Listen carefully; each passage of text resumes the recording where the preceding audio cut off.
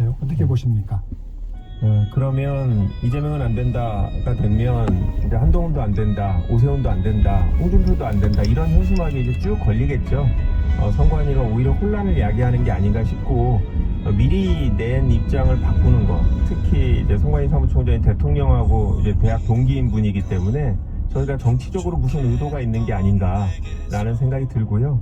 아주 뭐 중요한 부분 아니라고 생각하고 어차피 그런 현수막을 단다라고 해서 정치인에 대해서 평가가 달라지는 건 아니고 저는 뭐 대선이 시작되면 그때는 그런 현수막이 명확하게 불법적인 거거든요. 특정인의 낙선을 목적으로 현수막 다는 건 안 되기 때문에 사전선거운동이라 그런 부분이 선관위에 대해서 선관위가 제대로 검토가 계속돼야 된다고 봅니다. 네. 지금까지 더불어민주당 김한규 의원이었습니다. 고맙습니다. 네, 감사합니다. 적절시사 1부 여기서 마칩니다. 잠시 후 2부에서는 김용태 국민의힘 의원 만나봅니다.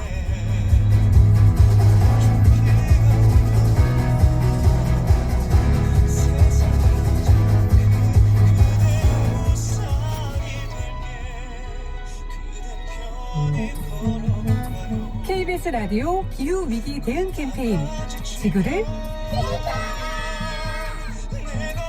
네, 안녕하세요. 저는 사람법인 넥스트의 윤지로입니다. 연말에 이런 말씀 드리는 게 얼마나 와닿을지 모르겠지만 소비자가 가장 많은 양의 탄소를 감축할 수 있는 실천 영역이 육식을 좀 덜어내는 겁니다. 육식이라는 것이 그러니까 뭐 소에서 나오는 트림만 생각하기 쉽지만 사실 그 가축들을 먹이기 위해서 또 재배업이 있어야 되잖아요. 거기서 나오는 탄소 발자국이라든가 물 사용이라든가 이런 것들이 엄청나게 환경에 부담이 되기 때문에 육식을 줄이는 거가 우리가 생각하는 이상으로 온실가스를 줄일 수가 있어요. 그래서 그런 것들 그리고 뭐 이제 비료를 덜 쓰는 유기농이라든가 이런 쪽을 먹어주는 것도 중요하고 곳곳에서 실천하고자 하는 개인들이 분명히 있거든요.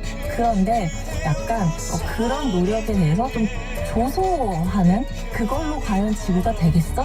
막 그런 식의 약간 뭐라 그래 비아냥 이런 게 좀 있는 것 같아요. 그런 시선이 있는데 사실은 이런 개인의 실천이라는 게 꼭 내가 뭐 탄소를 얼마큼 줄여서 이게 뭐 우리나라 온실가스 감축에 도움이 된다 이런 맥락이 아니라 이런 어떤 개인들의 의지나 이런 것들이 모여서 사회에 시그널 메시지를 줄 수 있는 거거든요. 조금 더 쉽게 움직이게 하는 어떤 흐름을 만들어주는 게 또 개인의 실천이기 때문에 누군가의 어떤 친환경적인 실천에 대해서 뭔가 이렇게 그래 뭐 이렇게 뭔가 조소하기보다는 좀 이렇게 응원하고 지지하는 문화가 좀 있었으면 좋겠습니다.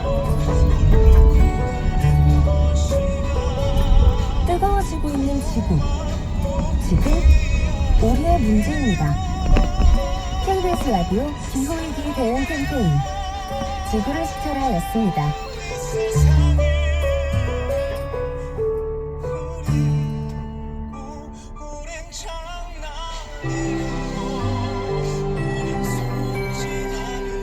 KBS 58분 날씨. 연일 강추위가 이어지고 있습니다. 경기 북동부와 강원 내륙과 산지, 충북 북부, 경북 북동 산지에는 한파특보가 발효된 가운데 이들 지역으로 영하 10도 안팎으로 떨어져 있습니다. 현재 강원도 평창의 봉평과 면은면은 영하 16.8도로 기온이 가장 낮고요.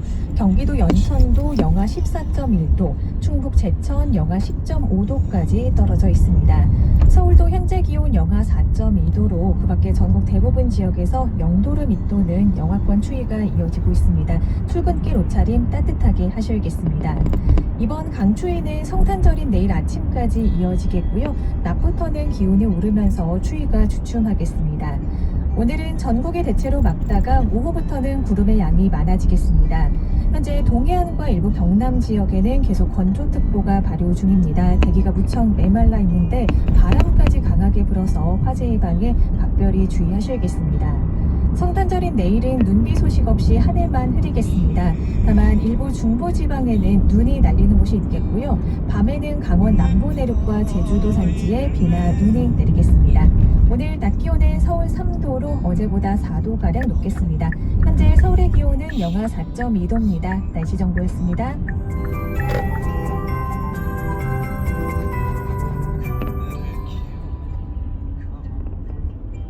한국인의 중심 채널 KBS 제1라디오가 8시를 알려드립니다. AM 891kHz, FM 103.7MHz KBS 부산 제일라디오입니다. HLKB.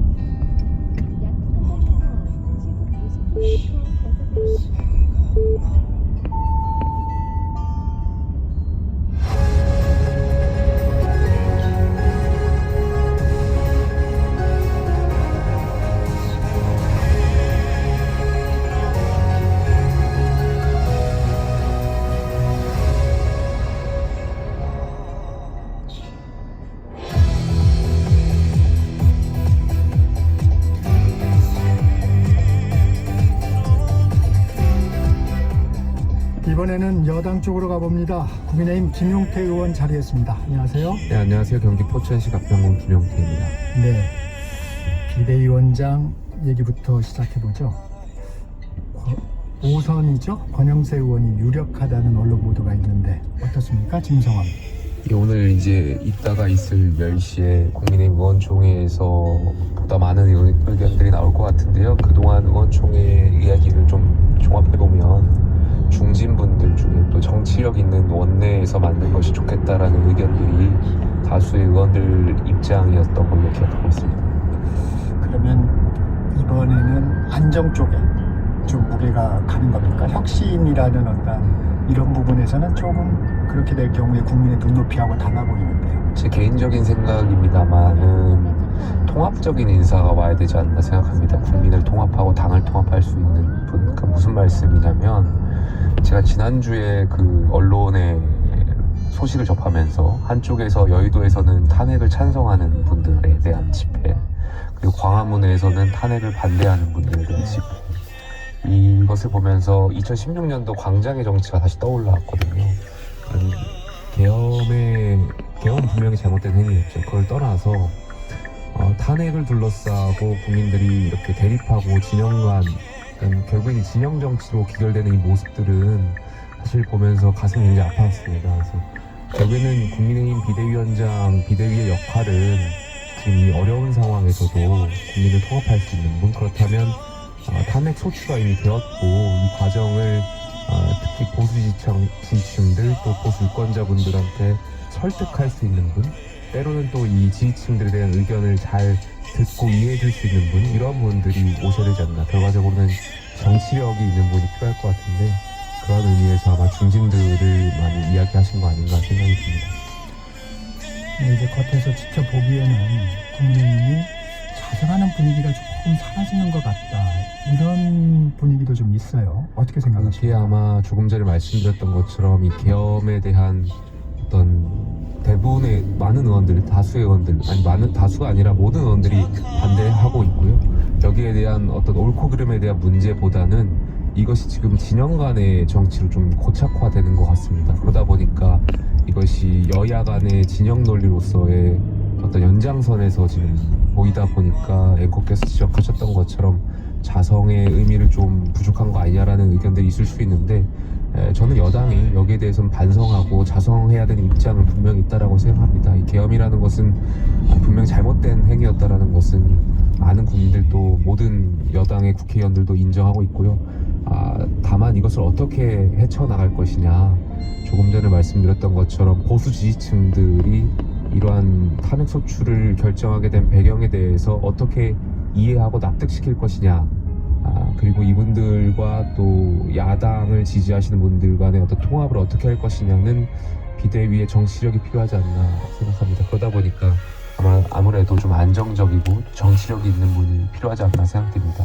이번 계엄 상황을 이후에 여당에서 많이 나왔던 의견 중에 하나가 윤 대통령도 국회의원 경험이 없어졌던 분이고 의회 정치의 경험이 부족한 분들이 지도자로서의 역할을 했을 때 그런 부재력이라든지 정치력에 아쉽다라는 지적들이 굉장히 많았습니다. 그렇다 보니까 이런 의회 정치라든지 민주주의를 복원하기 위해서는 보다 경험 있는 분들, 또 대화 타협이라는 그 민주주의의 대원칙 정신을 잘 실현할 수 있는 분이 오셔야 되지 않나, 이러한 의견들이 좀 많았던 걸로 기억합니다. 오늘 의원총회에서는 어느 정도 결정이 되겠군요. 오늘 결정되지 않을까 개인적으로 생각합니다. 네. 민주당에서 정한 한덕수 대통령 권한대행의 탄핵 데드라인 오늘입니다. 정부는 국무회의 안건으로 일단 특검법을 상정하지는 않았습니다. 이 결정 어떻게 보십니까? 권한대행으로서의 헌법소에 대한 필요가 있지 않았나 개인적인 생각이 듭니다. 무슨 말이냐면 김건희 여사 특검과 관련해서 제 개인적인 이제 찬반 여부와는 관계없이 그동안 행정부로서 이 특검법을 거부해왔던 논리와 근거가 있을 것이고요. 하지만 지금에 와서 그 논리를 뒤집을 만한 그러한 고민들 또 신중에 기해야 된다라는 권한대행으로서의 역할이 전 있었다라고 보여지고요. 다만 여기에 대해서 야당이 날짜를 제시해가면서 날짜를 어기면 탄핵의 가능성을 염두하는 것은 그건 좀 적절치 않다라고 생각합니다. 그래서 좀 대화 타협을 할 수 있는 시간들이 필요하지 않을까. 권한대행한테도 그렇게 좀 생각이 듭니다. 신중한 결정을 해야 된다. 다만 이제 네. 이 계엄과 관련한 특검에 대해서는 조금 생각이 다른데 저는 이 탄핵 국면에 있을 때도 특검을 좀 발의하자라는 의견을 드린 바가 있습니다. 왜냐하면 지금 언론을 통해서 또 여러 가지 경찰, 검찰, 공수처가 수사를 통해서 세 곳에서 수사를 하다 보니까 다양한 이제 언론 뉴스를 접할 수 있고 이것이 과연 사실관계가 어디까지 맞는가에 대한 네.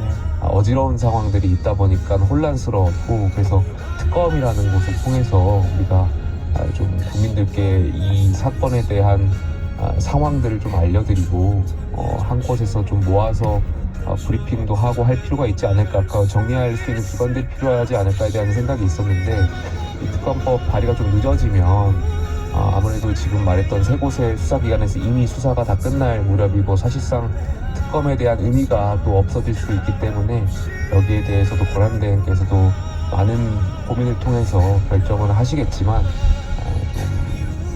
이런 시국에 대한 좀 공정하고 객관적인 수사가 필요하다라는 점에서 결정을 해주셔야 되지 않을까 생각이 듭니다. 그 특검의 필요성도 언급을 해주셨는데 민주당에서는 그런 얘기를 해요. 그러면 좀 대안을 좀 내면은 협의를 할 수 있지 않겠느냐. 지금 위헌 요소도 많다고 얘기를 하면서도 왜 대안을 내지 않느냐. 저기 김용호께서는 특검법 대안을 좀 제시하는 게 국민의힘은 해야 된다고 보십니까? 그 당시 이제 특검법, 이제 상설특검법하고 일반 특검법이 통과되면서 국민의힘 내부에서도 이제 특검법 발의 여부, 수정안을 냈었으면 더 좋았을 거라고 생각이 듭니다. 다만 이제 시기적으로 저희가 놓친 부분이 있기 때문에 그렇지 못했다라는 점을 좀 말씀드리고 싶습니다. 네, 가정입니다만 한덕수 대행에 대한 탄핵 절차에 들어간다고 할 때 정족수에 대한 논란이 있습니다. 앞서 김한규 의원은 그래서 탄핵소추안에 총리 시절에 어떠한 행동에 대한 탄핵소추를 하게 되면 총리에 준해서 정족수를 해야 된다 이런 주장을 했어요. 어떻게 생각하십니까? 그러니까 지금 탄핵 정족수, 권한대행의 탄핵 정족수가 151명이 돼야 되냐 200명이 돼야 되냐 가지고 그렇죠. 여야가 법조문을 해석하는 일 자체가 저는 민주주의 위기라고 생각을 합니다. 지금 이 상황이 이렇게 극단적인 계엄이라는 상황까지 오게 된 배경에는 여야 모두에 대한 책임도 있다라고 생각이 들어요. 야당의 계속된 어떻게 보면 입법권의 과잉 그리고 또 탄핵의 남발 반대로 또 여당과 대통령실에서는 거부권 행사를 계속해왔고 이러다 보니까 극단적인 방법까지 대통령이 생각을 하게 된 것 같은데 민주주의라는 것이 제가 라디오를 하면서 계속 말씀드리지만 대화하고 타협하는 과정이지 않습니까? 제가 22대 국회의원을 생활하면서 많이 했던 것 중에 하나가 법조문을 놓고 해석하는 일이었던 것 같아요.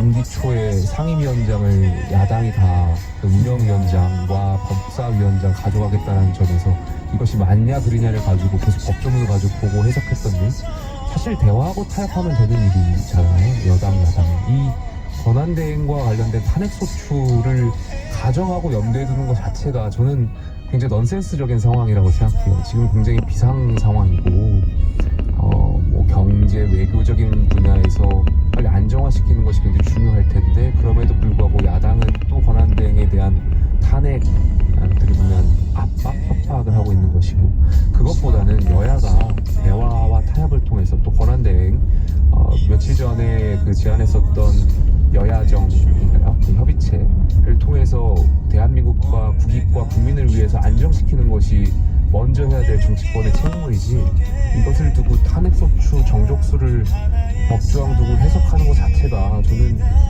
정치권이 지금 정말 정신 차려야 할 시점 아닌가 좀 생각이 듭니다. 그래서 여야가 좀 욕심을 내려놓고 대화하고 타협하는 그동안 제대로 해보지 못했던 길을 좀 나오셨으면 좋겠다는 말씀을 드리겠습니다. 이런 말씀대로 법조문 해석에 여야가 지금 첨예하게 대립하고 있는데 저희도 참 궁금합니다. 그러면 정족수나 이런 문제를 누가 어떻게 정할 수 있는 건가요? 그래서 지금 상황에서는 민주당이 다수당이다 보니까 또 다수당의 힘의 논리로 밀어붙이면 저희가 현실적으로 막을 수 있는 방법들이 없는데 사실 그렇다고 하더라도 여당이 또 이번 상황에 대한 책임이 없지 않기 때문에 좀 여야가 대화할 수 있는 장 저는 원내대표분들 또 당대표분들께서 모이셔서 좀 해법을 강구해 줬으면 좋겠다 생각합니다. 말씀하신 여야정 협의체가 어느 정도 결과가 될 수도 있을 것이다. 좀 그렇게 해서라도 저희가 가보지 않았던 길에 대해서 대화하고 결정하는 부분에 대해서 좀 욕심을 내려놓고 참여해야 된다고 생각합니다. 네. 다음 주제로 좀 넘어가 보겠습니다. 윤 대통령이 헌재 서류를 계속 받지 않고 있는데 헌재가 서류를 수령하지 않아도 송달 효력이 발생한다 이렇게 발표했습니다. 변론 준비 기일도 예정대로 진행하겠다고 했고요. 이 상황 어떻게 보고 계십니까?